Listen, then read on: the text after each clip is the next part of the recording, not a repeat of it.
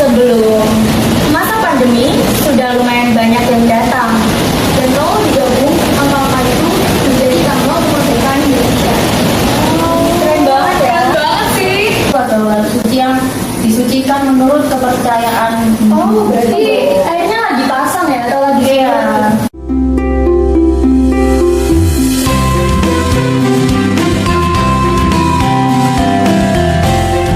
Assalamualaikum warahmatullahi wabarakatuh. Shalom, salam sejahtera bagi kita semua. Om Swastiastu, Namo Buddhaya, Salam Kebajikan. Welcome to the Pedicast Club channel with the Marsha, who will accompany you all for the next 20 minutes with the topic Diversity of Customs in Bali.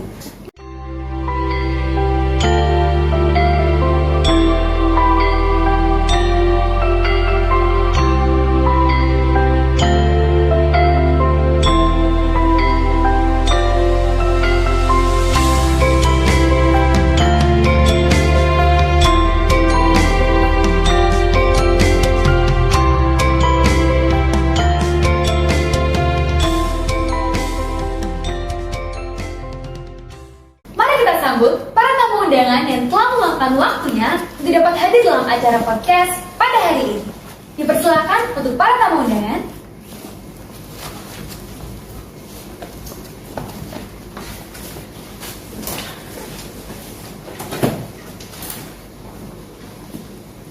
Dengan Cindy sebagai pengamat sosial, Vika sebagai pengamat budaya, Raffi masyarakat, dan juga Ilona sebagai pengamat agama. Gimana nih kabarnya teman-teman? Sehat selalu kan? baik. Soalnya sih yang saya ketahui biasanya cuaca akhir ini sih sering buruk ya. Iya, betul. Tapi gimana dalam perjalanan tadi? Lancar? Alhamdulillah lancar sih.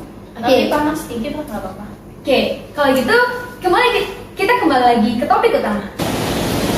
As you know, Bali merupakan provinsi yang berada di antara Pulau Jawa dan Pulau Nusa Tenggara Barat, atau biasa kita sebut dengan NTB. Dan berbatasan langsung juga dengan Laut Bali, Samudra Hindia, Selat Bali, dan Selat Lombok. Provinsi Bali diresmikan sebagai provinsi pada tanggal 14 Agustus 1958 berdasarkan Undang-Undang Nomor 64 Tahun 1958.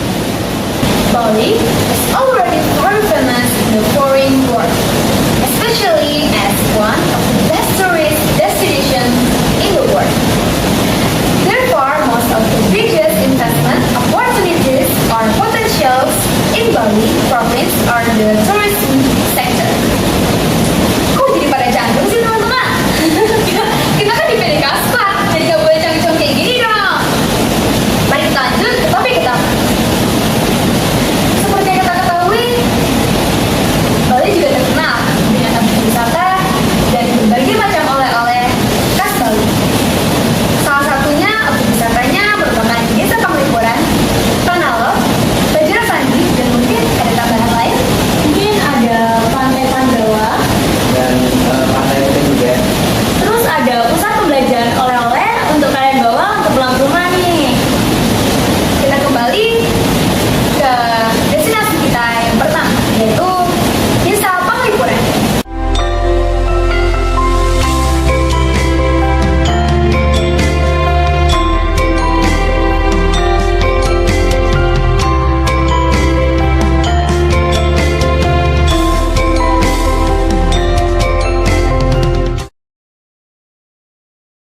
Panglipuran adalah salah satu desa dari Kabupaten Bali, Provinsi Bali, Indonesia. Desa ini terkenal sebagai salah satu destinasi wisata di Bali karena masyarakatnya yang masih menjalankan dan melestarikan budaya tradisional Bali di kehidupan mereka sehari-hari. Mari kita masuk ke pertanyaan pertama di Desa Panglipuran. Apa aja sih keunikan dari sistem kebersihan di Desa Panglipuran?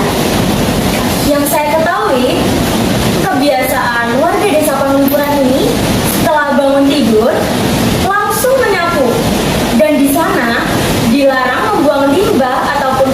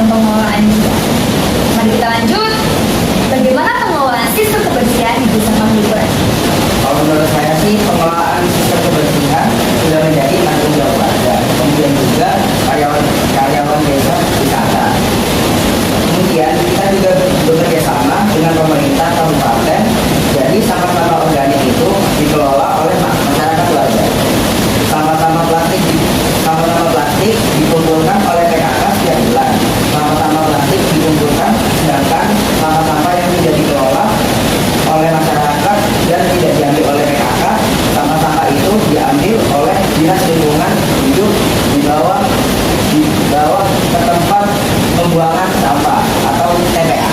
Oke. Wow, itu tidak budaya sangat wow dari masyarakatnya sudah teratur tentunya ya. Lanjut, bagaimana rumah adat yang berlaku di Desa Pamudaran? Yang saya ketahui sih, kalau di sini ada tatanan rumah adat tidak boleh terjadi. Bagaimana kita mempertahankan konsep sekitar?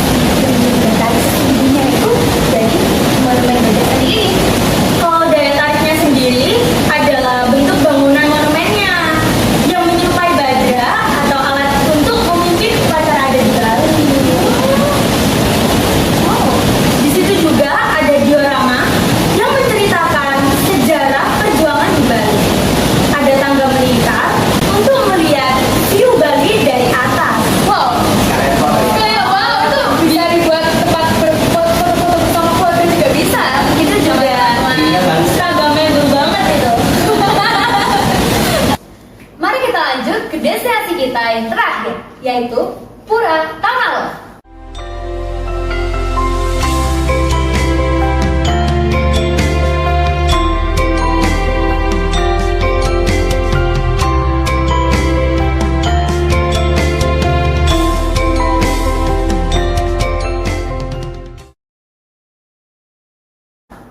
As we know, Pura Tanalor adalah salah satu pura atau tempat ibadah umat Hindu yang sangat disucikan di Bali. Pura Tanalor merupakan pura laut tempat pemujaan dewa-dewa penjaga laut. Tanalor terkenal juga sebagai tempat yang sangat indah untuk melihat matahari terbenam. Mari kita lanjut ke pertanyaannya. Objek khas dan menarik apa saja sih yang terdapat di Pura Tanalor?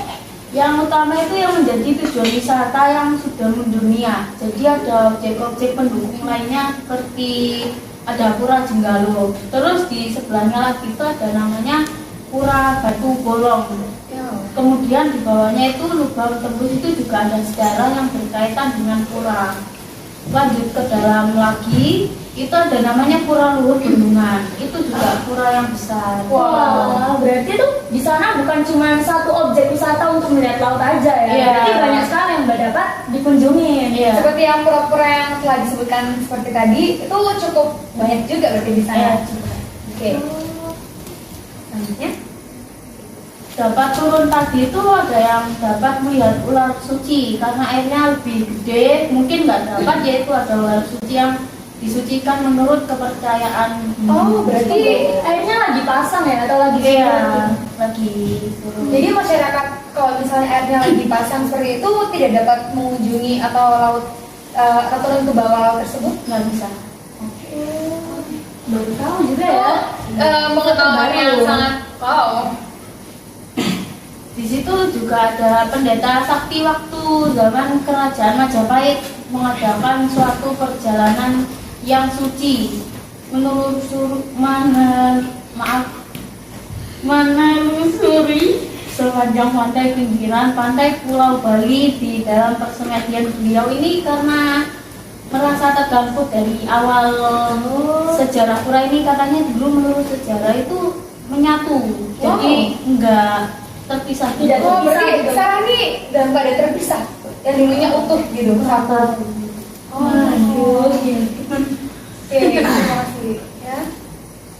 Persemedian beliau setelah air surut itu dia kering di situ, jadi kembali beliau itu diganggu, kemudian air itu karena masa terganggu semedinya, karena tujuan beliau di sini yang jelas selendang yang berwarna hitam putih ini diciptakan beribu-ribu ular untuk melindungi beliau, dan satu itu untuk membuka daripada kesadaran masyarakat di sini untuk tujuan beliau datang ke sini. Kemudian ada negosiasi antara pendeta tadi, Oh, berarti selendang hitam putih itu untuk apa ya? menjaga masyarakat itu. Oh, untuk melindungi berarti. Iya. Oke. Terus tadi yang kita sebut di sini Sangyang, dari Jawa beliau sudah dapat jodoh. Menambahkan nama Sangyang Mirato di Bali disebut Bandan Anda sakti, jadi orang sakti gitu, orang yang Berarti bisa sakti gitu ya, Bang? Iya, Berilmu. gitu. Yang tujuannya baik itu baru datang gitu. Bahasa Bali di sini juga ada satu negosiasi dengan desa adat bahwa tujuan beliau itu baik di sini karena merasakan suatu getaran suci yang kuat sekali yang perlu didirikan suatu saat diberikan tempat pemujaan untuk umat Hindu yang ada di sekitaran sini gitu.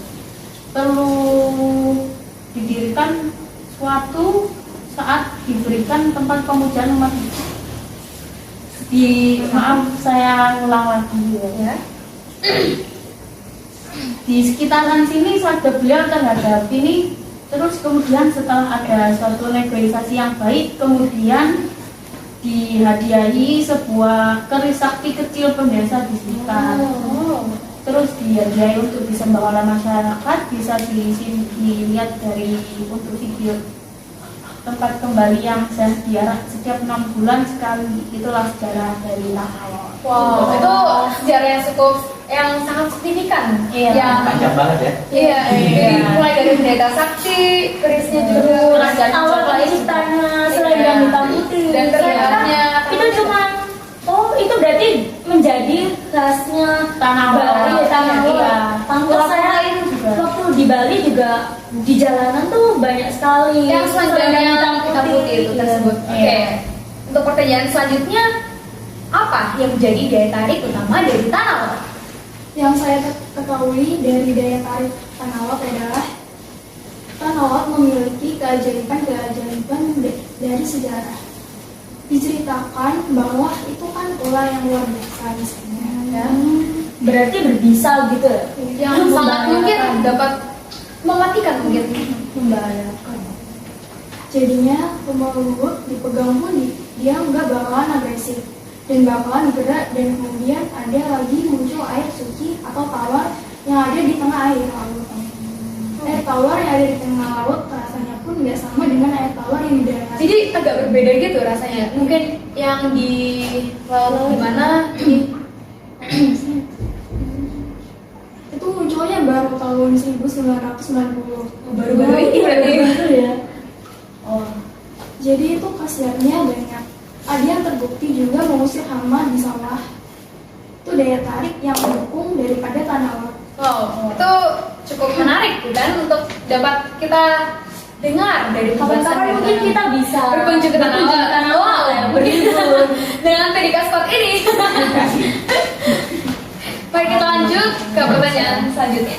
Apa saja sih kekhasan dari Tanah Lot tersebut? Kalau menurut saya sih kekhasan sekali itu memang tidak ada di sini. Untuk alamat jalan industri rumah tangga yang kita lakukan menjajakan di sini nggak ada sebenarnya. Terpasang kekhasan sekali itu tidak ada. Daripada yang ada kan keunikan itu saya yang sudah saya sebutkan tadi. Mohon maaf bukan saya, teman saya sebutkan tadi. Oke, jadi kekhasan sendiri dari Tanah Lot ini memang nggak ada berarti yang Iya. tadi yang ada hanya keunikan-keunikan yang telah disebutkan oleh Ilona. Oke, terima kasih. Untuk pertanyaan selanjutnya, tradisi apa saja sih yang dilakukan di Tanah Lot? Kalau tradisi sih sama aja pelaksanaannya di dalam suatu kegiatan agama ya. Dan kegiatan agama, kegiatan upacara yang memang tidak jauh berbeda dengan pelaksanaan daripada tradisi-tradisi agama. Mungkin sedikit berbeda, mungkin ada yang sama gitu. Jadi mungkin kalau tradisi ada ini sama aja berarti. Iya, sama. Nggak ada Berarti yang gitu aja. Ada yang Oke. beda, ada yang sama. Oke, ya. Jadi itu saja yang merupakan suatu mungkin keunikan dari destinasi wisata di Bali. Itu sangat unik sehingga membuat kita cukup Dan terkejut. beragam, Iya, ya. sangat beragam. Indonesia ini memang sangat wow. Terima kasih yang telah diciptakan Tuhan ini sungguh sangat berharga sekali. Wonderland. Kita dapat mengembangkan tradisi-tradisi ini hingga ke generasi ke depan. Iya. Oke. Dari saya, Marsha Yuswa Putri, pamit dan undur diri. Sekian, wassalamualaikum warahmatullahi wabarakatuh. Waalaikumsalam.